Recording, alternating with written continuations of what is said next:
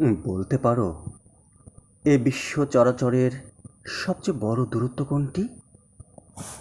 পৃথিবী থেকে নক্ষত্রগুলোর দূরত্ব? না। তাহলে ওই যে সীমাহীন মহাশূন্য যতদূর বিস্তৃত সেই দূরত্ব? না। তাহলে কি জন্ম থেকে মৃত্যুর মাঝে যেই দূরত্ব সেই দূরত্ব? না, তাও না। এই বিশ্বব্রহ্মাণ্ডের সবচেয়ে বড় দূরত্ব হচ্ছে দুটো হৃদয়ের মাঝের দূরত্ব।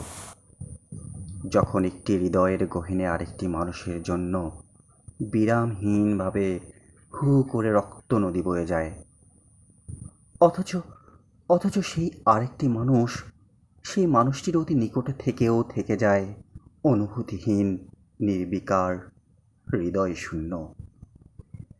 একটি মানুষ দিনের পর দিন ঘুমহীন রাত পার করে দেয়, তিলে তিলে হয়ে যায় কঙ্কালসার।